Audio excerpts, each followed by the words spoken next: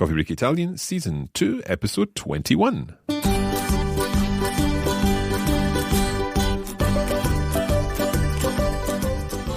Buongiorno a tutti e benvenuti a Coffee Break Italian. Io sono Mark. Salve a tutti, io sono Francesca. E io sono Isla. Siamo tornati. We are back with another episode of Coffee Break Italian. And if I believe our timings are right, I should be saying buon anno a tutti. Happy New Year to you all. Sì, è vero. Auguri a tutti per un anno fantastico, bellissimo. We hope that this year is full of opportunities for you to practice your Italian. Talking of practicing your Italian, I believe that you two, well, Francesca, you speak Italian already, so you've not really been practicing. But Isla, I believe you've been doing some practicing last weekend. Sì, e sono andata al parco con Francesca. Ah, bene. Come è andato? Ah, benissimo. Abbiamo passato proprio un bel pomeriggio insieme. E poi il parco era stupendo.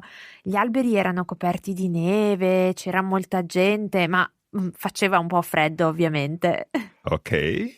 Now, one of the words I use very regularly when I'm speaking in Italian, you've probably picked up on this already, and I'm sure, Francesca, you've definitely picked up on it. One of the words I say very often is perfetto. Ah, sì, and that sì. does definitely sound like it's describing your weekend, your trip to the park. But perhaps it would be more appropriate for me to say imperfetto. Ah, ho capito, sì, è vero, Not because imperfetto. Exactly, not because I'm describing an imperfect trip to the park, but because of the words, the actual tenses that you used in your description of the park. And that's exactly what we're going to be talking about in this lesson, spookily enough. Allora, penso che possiamo cominciare. Sì, allora mettiamoci al lavoro. E io vi ascolto. Okay, so as usual, what's going to happen here is that we're going to begin with our presentation section, and we're going to be talking about a specific tense in this episode, a new tense, something completely new. We're coming back to talking about verbs, and we're talking about the imperfect. Francesca, can you repeat what you said about the park? You described the park in a particular way. Can we hear that again? Sì, certo, ho detto il parco ieri era stupendo. Gli alberi erano coperti di neve, c'era molta gente, ma faceva un po' freddo. Okay, so let's look at these verbs that you've used in each case. You said, il parco era stupendo. Sì. So the park was stupendous. It was beautiful. It was lovely. Then you went on to talk about the trees. Gli alberi erano coperti di neve. So the trees were covered in snow, or covered with snow, if you like. Then what else did you say? You said something about the people. Sì, c'era molta gente. C'era molta gente. There were lots of people. And then you mentioned the weather too. Sì, faceva un po' freddo. Faceva un po' freddo. So we've got 4 different verbs there. In fact, 3 of them are from the same verb. Sì. In each case, we've got examples of essere. We've got il parco era stupendo. Gli alberi erano coperti di neve. Sì. So erano, also another verb in this idea. C'era, again, era, but c'era in this case, c'era molta gente. E faceva un po' freddo. Faceva from fare. Sì. Now, all of these are examples of what we call imperfect tenses. The imperfetto in Italian is a past tense. It's like the perfect tense, but it's another past tense. And it's used to describe events that are happening over a period of time, or that are, in a sense, unfinished, relating to a time in the past.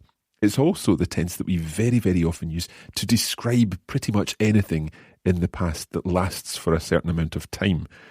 So we're going to look at the structure first, and then think about more details about how we use this tense and when we use this tense.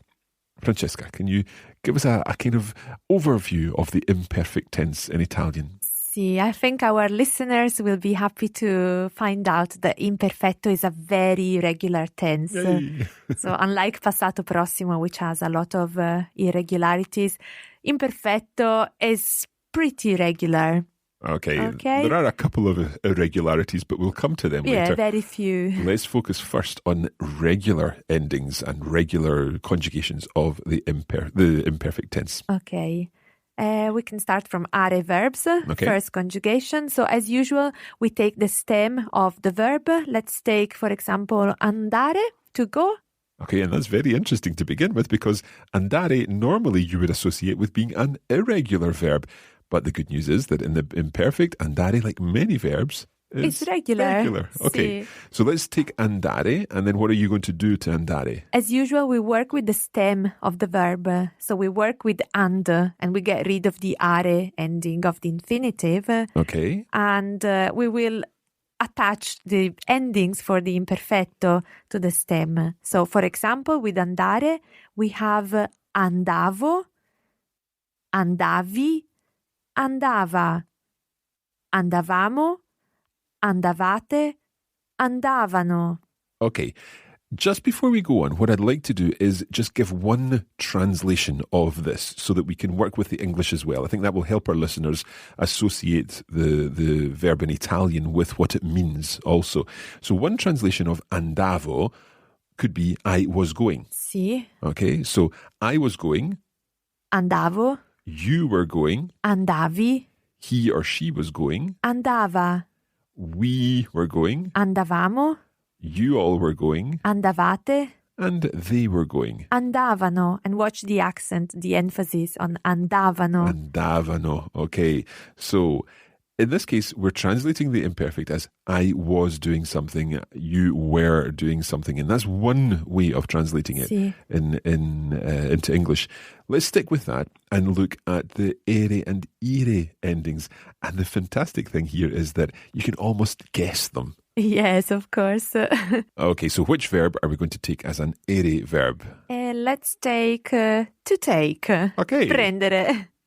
Okay, can we go through the full conjugation then of prendere in the imperfect tense? So I was taking. Prendevo.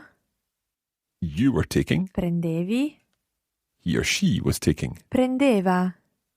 We were taking. Prendevamo. You, plural, were taking. Prendevate. And they were taking. Prendevano. Okay, so with the exception of the a, the letter E in there, the endings are exactly the same. Yes. So this is great news. Indeed. So andavo, prendevo. Sì. Andavi, prendevi. It's exactly the same endings. The only thing that changes is that middle vowel because, of course, it's the same vowel as in the infinitive. Sì, esatto. Okay. So does the same work with the ire verbs? Yes. Let's look then at an ire verb. Which one will we take? Dormire. Sì. A good one, yeah. So I was sleeping. Dormivo. You were sleeping. Dormivi. He or she was sleeping. Dormiva. We were sleeping. Dormivamo. You all were sleeping. Dormivate. And they were sleeping. Dormivano. So this is actually a perfect pattern. The perfect pattern where the endings are identical across all of the conjugations, but the only thing that changes is that middle vowel, which of course goes along with the infinitive. Sì, esatto. Now, so far we've been translating this as I was doing something, for example, dormivo, I was sleeping. But we could also translate this in a different way. Francesca, can you give us another alternative translation of dormivo? Sì, I used to sleep. Okay, so when you're describing what things were like when you were a child, for example, I used to sleep in a small bed or something like that. Sì. Dormivo. So you're describing an ongoing situation in the past. And that's a very common way to use the imperfect tense to describe this ongoing incomplete situation in the past. Compare that with last night I slept in the car because my car broke down or something like that. There we're talking about a perfect tense, ho dormito. Sì, a very specific and clear moment. Okay, whereas I used to sleep in the car when I was on the road with my band or something like that. So there, dormivo in the imperfect compared with ho dormito ieri sera, I slept last night in the car. Esatto, sì. Okay, it's a bit of a strange example that, sleeping in the car. Let's it move works on. Well. Let's move on to another one. Let's think about the difference between andavo and sono andato or sono andata. So, for example, la settimana scorsa sono andato al cinema. Esatto, sì. Last week, I went to the cinema. Francesca, can you give us another example, but this time using andavo to let our listeners work out the difference here? Sì, ad esempio, da bambino andavo al cinema ogni domenica. Okay, so da bambino, as a child, andavo al cinema. I used to go to the cinema. Or I would go to the cinema. Oh, that brings in some other kind of ideas. As a child, I used to go to the cinema every Sunday. So think about the difference there. Andavo al cinema. I used to go to the cinema on an ongoing, regular basis, an incompleted action. It never stopped. As a child, I always went to the cinema on a Sunday. Ma la settimana scorsa sono andato al cinema. Last week, I went to the cinema. Stum. It's finished. Sì. Okay? Chiaro. Right. So this is a really crucial point about how we use the imperfect tense. It's an ongoing thing. It's a was doing thing. It's a used to do thing. But with some verbs, particularly with the common verbs, then sometimes we have perhaps a different translation, a clearer translation, a more simple translation. I'm thinking of essere. Sì. So when you started, you talked about the park and you said that the park was stupendous. Sì, il parco era stupendo. So listen to how we translate that. Il parco era stupendo. Era stupendo. The park was stupendous. It's just a was. Okay? Sì. We don't need was being or used to be or anything like that. In this case, just the park was lovely. And then you talked about the trees. Sì, gli alberi erano coperti di neve. The trees were covered in snow. Mm-hmm. Okay. And then you also, you also spoke about the weather, didn't you? Sì, faceva un po' freddo. So faceva, it was doing, literally, it was doing a bit cold. It was a bit cold. Sì. So that's if you're talking about the weather, it was a bit cold. But what about if you were a bit cold or if Isla was a bit cold? When we say I am cold, you use a different verb. What verb do you use? Ho freddo. Ho freddo. So I have cold. Put that into the past, into this imperfect. How would you say Isla was a bit cold? Isla aveva un po' freddo. Isla aveva un po' freddo. So we're recognizing that pattern there with aveva. Now we've mentioned essere and we've mentioned fare, and those are actually two irregular verbs in the imperfect tense, which we're just going to go through now. But before we do, we've got some amazing news. Francesca, what is this fantastic way to start our new year of Italian learning with some brilliant news? There are very, very, very few irregular imperfetto verbs. So, in fact, we can count perhaps... Sì, probably 4. 4 irregular verbs. That's wonderful news. Sì. So let's go through them now. Let's go through essere. Essere, sì. Ero. I was. Eri. You were. Era. He or she was. Eravamo. We were. Eravate. You, plural, were. Erano. They were. Sì. Now, we might be saying, I used to be, or he used to be, sì. or indeed, she was being, but that sounds weird. So there are different translations, and it's just important to realize that. And similarly, we can use fare, sì. and it will do the conjugation of fare now. Facevo. I was doing, or I used to do. Facevi. You were doing. Faceva. He or she was doing. Facevamo. We all were doing. Facevate. You, plural, were doing. Facevano. They were doing. And again, sometimes you may, depending on the situation, hear this translated as I did, you did, he did, and so on. For example, I did my homework in the evenings in front of the television, which I have to point out is not a good idea. I did my homework. Facevo i compiti. In front of the television. E davanti alla TV. Mamma mia. Okay, so I was doing, I did. Now, you mentioned 2 other irregular verbs there. What are they, Francesca? Sì, dire. To say or to tell. Sì. E la coniugazione è dicevo. I was saying. Dicevi. You were saying. Diceva. He or she was saying. Dicevamo. We were saying. Dicevate. You all were saying. Dicevano. They all were saying. And again, it could be I used to say. It could sì. even be I said or he said and so on. It just depends on the context. Esatto. But it's not as in last night he said he would come. That's a different type of he said. That would be ha detto. Esatto, in sì. the passato prossimo, the perfect tense. Okay, one final one before we finish. Sì, ancora uno è il verbo bere, to drink. Okay, and I'm sure our listeners could guess what's going to happen with bere. Sì. Because we've seen it with the past participle of bere. It becomes... Bevuto. So we've got this imaginary EV that comes in there, and it's like beverage in English. Sì. So I was drinking. Bevevo. Or I used to drink, would be the same. So you used to drink. Bevevi. Or he or she was drinking. Beveva. We drank, or we were drinking. Bevevamo. You were drinking. Bevevate. And they were drinking. Bevevano. But of course, each one could be translated slightly differently. And that, I would say, is about as much as we need to cover with the imperfect tense. It's a very straightforward tense. It's easy to know when to use it. It's easy to translate it. And the wonderful thing is, it's extremely easy to conjugate it.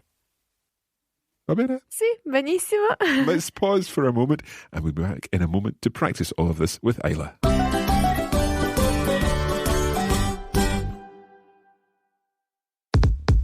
Interrompiamo questa trasmissione per una comunicazione importante. If you'd like to make faster progress with your Italian, don't forget that you can use the premium version of this course, which features video versions of the lessons, comprehensive lesson notes, and bonus listening materials. Allora, cosa aspetti? What are you waiting for? If you'd like to take your Italian to the next level, go to coffeebreakitalianplus.com.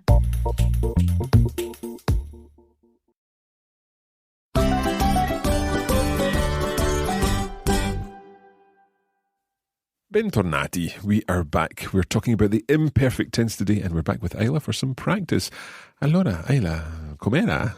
Sì, non era troppo difficile. Brava. Obviously understood this. Well done. So we're looking at the imperfect, and we're going to talk a little more about when the imperfect is used.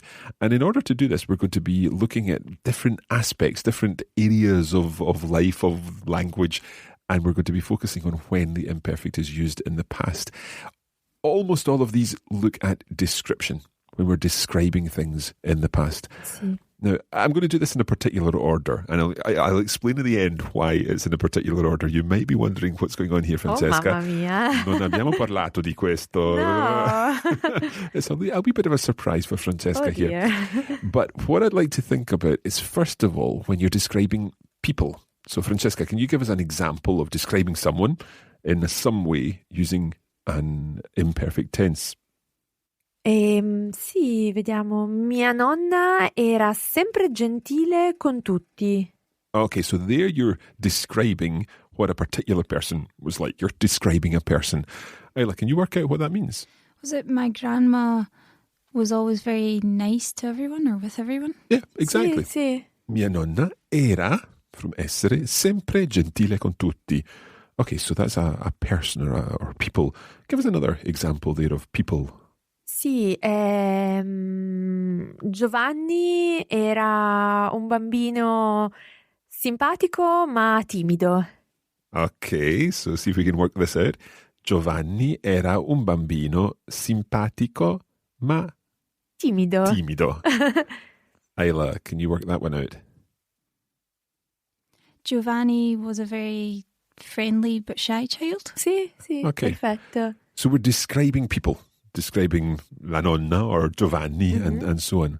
The other thing that we can describe is places. So we've got people and we've got places. Francesca. Sì. La casa aveva solo una camera, meaning una camera da letto. Okay, so a bedroom. Sì, Yeah. sì. Okay, Isla, can you work out what that would mean? So that would be the house only had one bedroom. Sì, perfetto. Okay, so we're describing a place there. And think of that, we're still describing a place. We're talking about what the house was like. Or if we said the house seemed spooky. Sì, la casa, I would say, faceva paura. So literally the house made fear. Okay? Sì. But notice the tense, it's the imperfect tense. You were describing a place. So describing a person, describing a place. What about what people were wearing? I guess that's more like describing a person, but clothes, if we're describing clothes. Sì, Isla indossava un cappotto e una sciarpa gialla. Oh, wow, molto elegante. Sì. Okay. Let's hear it again. Isla indossava un cappotto e una sciarpa gialla. Isla, you may not be used to the word indossava, indossare.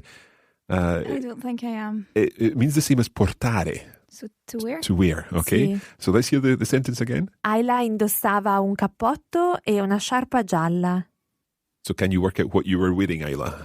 Was I wearing a coat Sì. with a yellow scarf? Yes. Una sciarpa gialla. So Isla indossava, or portava, si potrebbe dire anche. Sì, sì. Okay. So again, an imperfect tense there. So people, places, we've got clothes. Hair. If you're describing someone, you might describe their hair. Sì, ad esempio, quando ero bambina avevo i capelli corti. Okay, so when I was a child, Isla, what was Francesca's hair like when she was a child? Her hair was short? Sì, corti. Avevo i capelli corti. Using avevo, I had, I used to have, again, imperfect tense. People, places, clothes, hair. Another extremely common use of the imperfect is weather. Francesca, can you give us an example? Sì, ieri al parco non faceva freddo. Okay, Isla, what would that mean? At the park, it was not very cold. Yeah. So ieri al parco, yesterday at the park, non faceva freddo. It wasn't very cold. Non faceva, it wasn't doing. The weather wasn't cold. So we've had people, places, clothes, hair, weather, and something else that we describe in the past with the imperfect is feelings or emotions. Francesca, can you give us an example here? Da bambino Mark aveva paura dei ragni. È vero? Come lo sapevi? Ho parlato con tua mamma. Okay, I like capito. Was it when you were younger you were scared of spiders? Yes. Sì. Okay, and actually I said to Francesca there, come lo sapevi?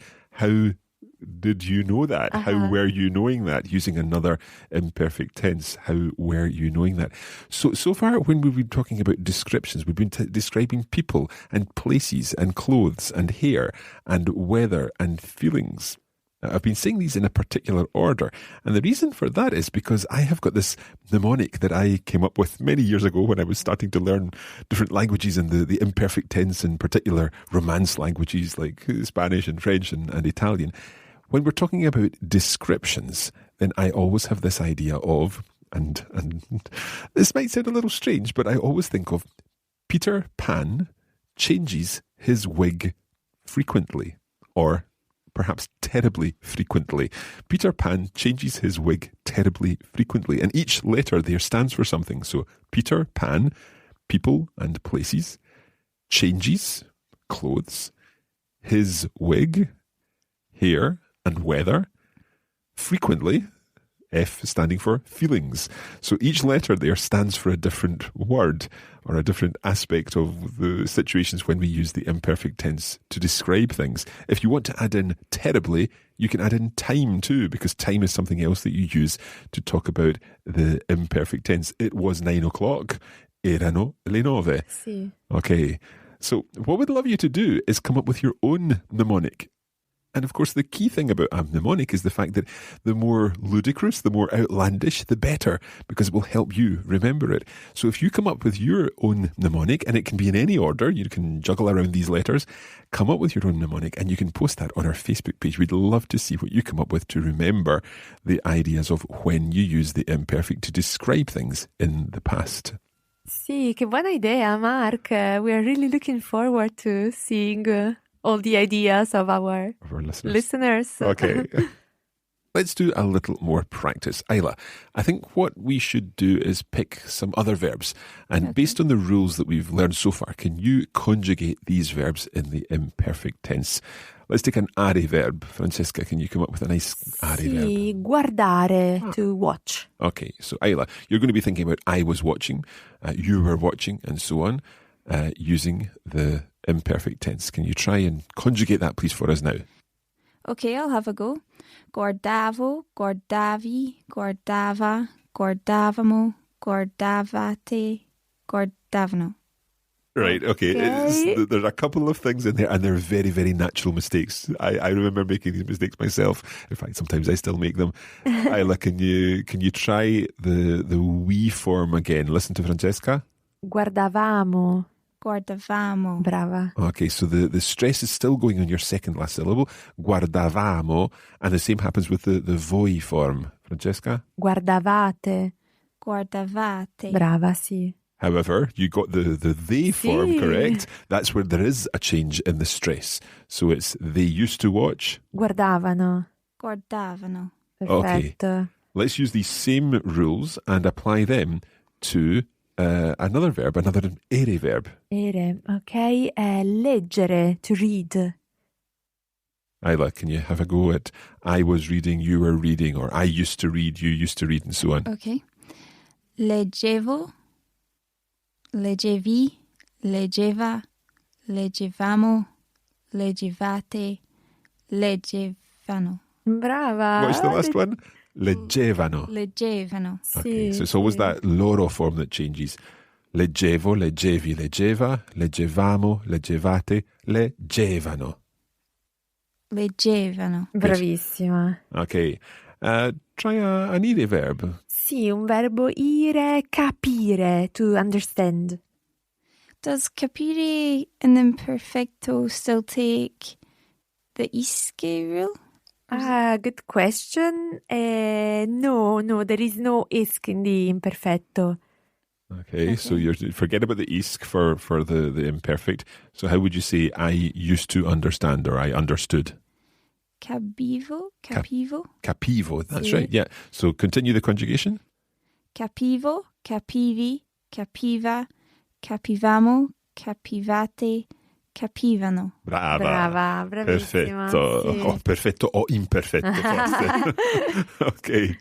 Well, that is almost all we've got time for in this lesson, but we are going to be putting more of this to practice in our bonus materials.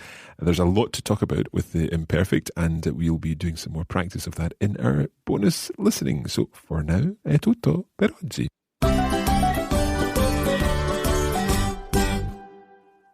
Right, that is it for this episode. Of course, there is more Coffee Break Italian for lesson 21. You can access that and all of the other lessons at coffeebreakitalianplus.com.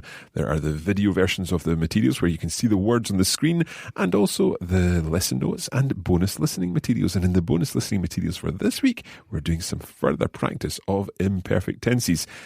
All of that at coffeebreakitalianplus.com.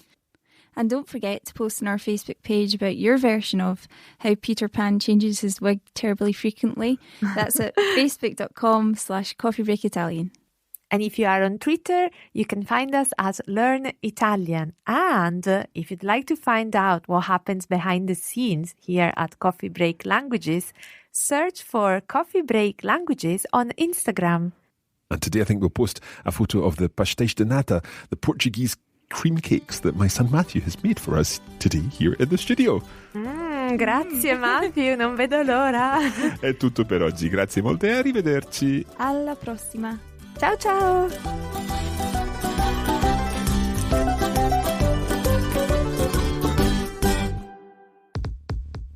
You have been listening to a production of the Copy Break Academy for the Radiolingua Network. Copyright 2017 Radiolingua Limited. Recording copyright 2017 Radiolingua Limited. All rights reserved.